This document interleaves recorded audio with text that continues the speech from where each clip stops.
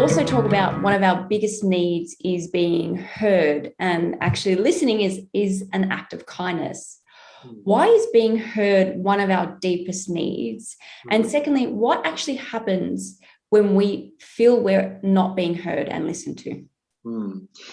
Yeah, well, again, right back to the very beginning of our conversation, Louise, where I said, let's remember that we belong to a social species. We need each other. We're hopeless in isolation. We need the support and the nurture of family, friends, colleagues, groups, communities, neighbourhoods, etc. What that means is that one of our deepest social needs is the need not just to belong, but to be accepted.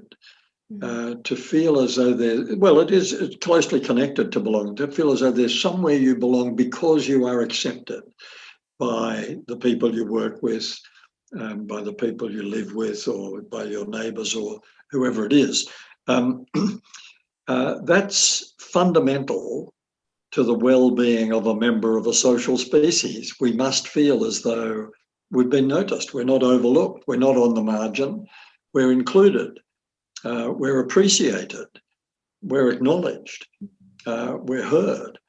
And if we don't feel those things, this will bring out the worst in us. Because for a member of a social species, not to feel as though they are not appreciated, not noticed, not acknowledged, not accepted, not included, is very alienating, very frustrating, and that can lead to feelings of high anxiety, depression, all the way through to really antisocial responses like violence. I'm determined to get back at these people who are ignoring me. That's very often the motivation for antisocial behaviour, all the way up to violence, the feeling that, okay, I'll make you take notice of me, cop this. Now, this is not an enlightened response, but it's a very easy response to understand for someone who's experiencing that frustration. Now, we live at a point in our history, pre-pandemic, where many of the social trends which have been reshaping our society, things like our shrinking households, our high rate of relationship breakdown, our falling birth rate, our increased mobility, our increased busyness, and certainly our enthusiastic embrace of information technology when it's at the expense of face-to-face encounters, all of those things together have had an effect which has been observed not just in Australia but around Western societies, of societies becoming more fragmented, of people feeling more like individuals, of social cohesion being eroded, and social isolation becoming a major problem. Now, we can talk about that at more length perhaps later, but where you have a problem of social isolation, you have an increased likelihood of loneliness, depression, anxiety, etc.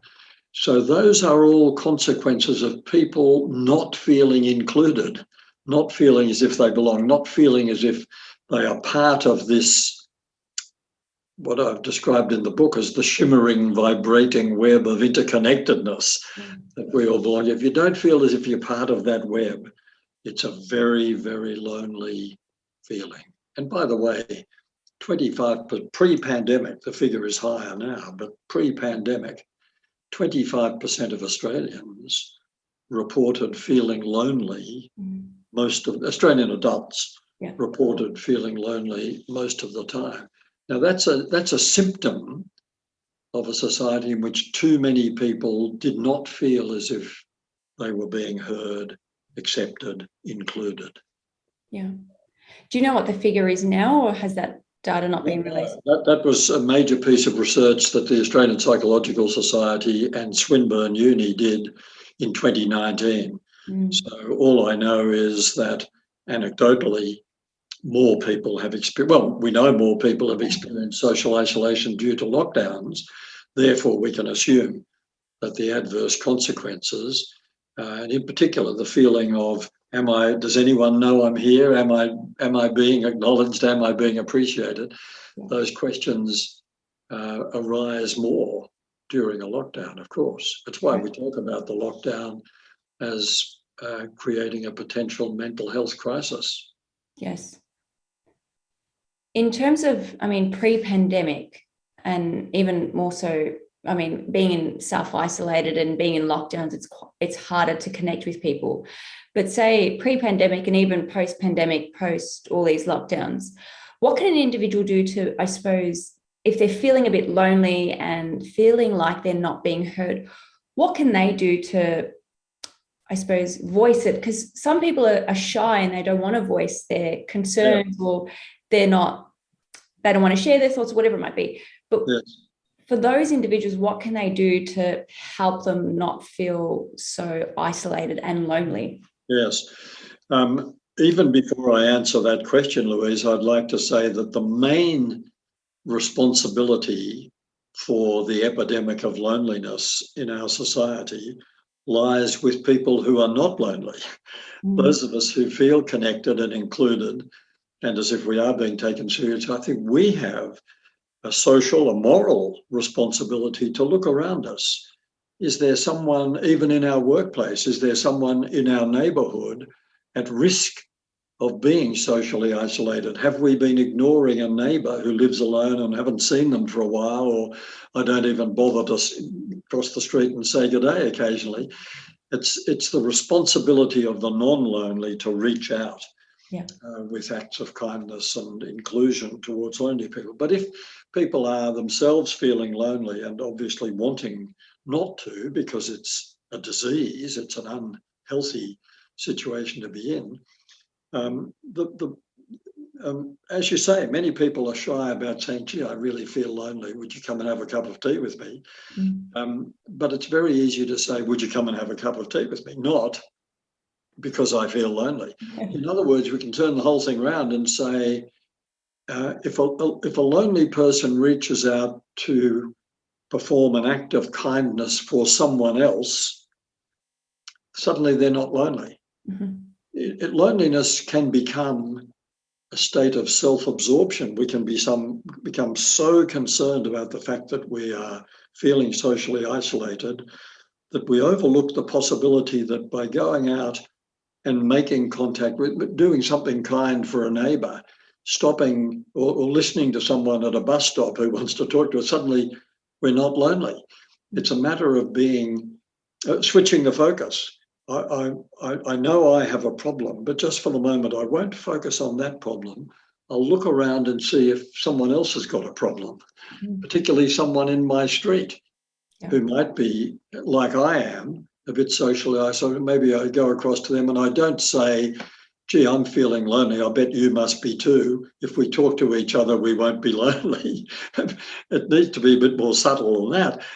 We simply say, I just picked some lemons. Would you like some? Or I'm going down to the local cafe for a cup of coffee. I wonder if you want to join me. I'd be happy to shout you a cup of coffee. Just little acts of kindness will take the focus off our own concern about feeling lonely and switch it on to someone else's need that we could respond to. Nothing eases the mind like shifting the focus from our needs to the needs of other people.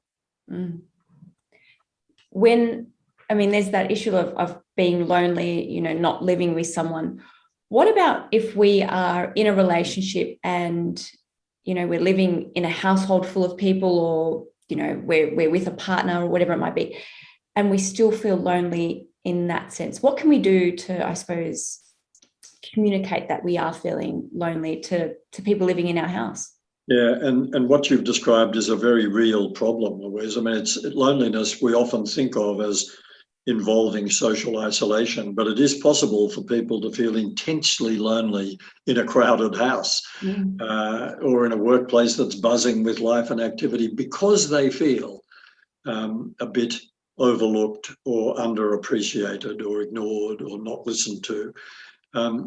Again, the solution is maybe not in that house where they might find it very hard to say, hey, what about me?